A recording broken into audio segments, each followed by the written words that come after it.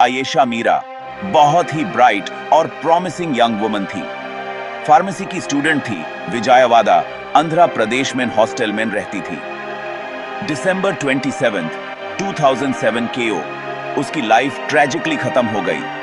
आयेशा का बॉडी उसके हॉस्टल के बाथरूम में मिला, मर्डर। ये न्यूज सुन के उसके फैमिली, फ्रेंड्स और प्योर कम्युनिटी को बहुत बड़ा शॉक लगा। आयेशा का मर्डर इंडिया में औरतों की सेफ्टी पे सवालिया उठाता है। पुलिस पे प्रेशर था कि वो जल्दी से क्रिमिनल को पकड़े और जस्टिस करे, लेकिन इन्वेस्टिगेशन में बहुत सारे इनकंसिस्टेंसी, नेग्लिजेंस और किसी को भी फंसाने की कोशिश दिख रही थी।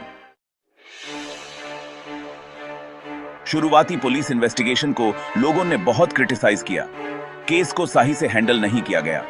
ऐसे एलिगेशंस लगे कि एविडेंस के साथ छेड़छाड़ की गई और विटनेसेस को डराया धमकाया गया। पुलिस ने जल्दी से कुछ सस्पेक्ट्स पे शक किया, लेकिन उनके मेथड्स डाउटफुल थे। ऐसा लगता था कि उन्हें सच जानना नहीं, बस केस जल्दी से क्लोज करना है। एक इंपॉर्टेंट एविडेंस था एक हैंड रिटन लेटर। वो लेटर सपोजिडली आयेशा ने अपनी डेथ से पहले लिखा था, जिसमें सुसाइड का इशारा मिल रहा था, लेकिन लेटर की ऑथेंटिसिटी पे डाउट था। आयेशा के फैमिली और फ्रेंड्स ने यह बात स्ट्रांगली डिनाई की कि वो सुसाइड कर सकती है। पुलिस ने इन बातों को इग्नोर कर दिया और अपनी थ्योरी पे आगे बढ़ते रहे। बहुत ही शॉकिंग सिचुएशन में सत्यम बाबू नाम के एक आदमी को आयेशा के मर्डर केस में अरेस्ट कर लिया गया। सत्यम, एक दलित आदमी, ट्रायल के दौरान अपनी इनोसेंस पे आदा रहा, लेकिन सर्कमस्टेंशियल एविडेंस और प्रेशर में लिए गए कन्फेशन के बेसिस पे यूज 2010 में गिल्टी करार दे दिया गया और लाइफ इंप्रिजनमेंट की सजा सुनाई गई। सत्यम की फैमिली हमेशा से उसकी इनोसेंस पे बिलीव करती थी। उन्होंने उसकी रिलीज के लिए बहुत लड़ाई लड़ी। केस में इनकंसिस्टेंसीज और सत्यम को क्राइम से जोड़ने वाला कोई कॉन्क्रीट एविडेंस न होने की बात उठाई। उनकी परसिवियरेंस का फल मिला जब हैदराबाद हाई कोर्ट ने सत्यम बाबू को 2017 में बरी कर दिया। तब तक वो 8 साल जेल में बिता चुका था। The shadow of doubt. Satyam Babu के बरी होने से प्योर इन्वेस्टिगेशन पे ही डाउट हो गया। इसे जस्टिस सिस्टम की फ्लॉज और मार्जिनलाइज्ड कम्युनिटीज के अगेंस्ट बायस दिखने लगी।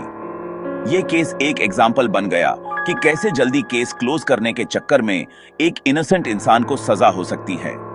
सवाल अब यह उठता है, अगर सत्यम बाबू ने आयेशा मीरा का मर्डर नहीं किया तो फिर किसने किया?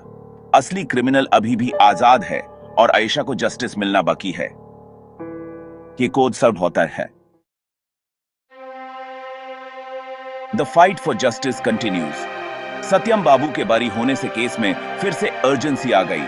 हाई कोर्ट ने सेंट्रल ब्यूरो ऑफ इन्वेस्टिगेशन यानी सीबीआई को फ्रेश इन्वेस्टिगेशन का ऑर्डर दिया।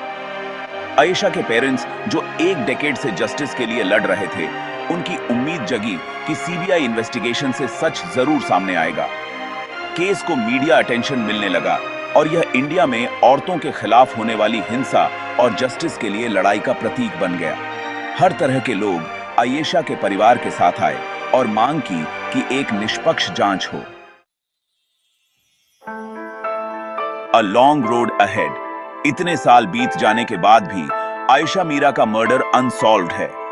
सीबीआई इन्वेस्टिगेशन चल रही है, लेकिन अभी तक कोई खास बात सामने नहीं आई है।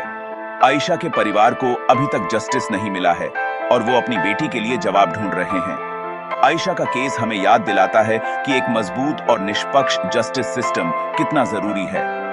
यह हमें यह भी बताता है कि जांच पूरी तरह से होनी चाहिए, विटनेसेस को सुरक्षा मिलनी चाहिए और किसी भी तरह का बायस नहीं होना चाहिए जिससे किसी बेगुनाह को सजा ना मिले। जब तक क्रिमिनल को सजा नहीं मिल जाती, आयेशा मीरा का केस हमें याद दिलाता रहेगा कि जस्टिस के लिए अभी बहुत कुछ करना बाकी है।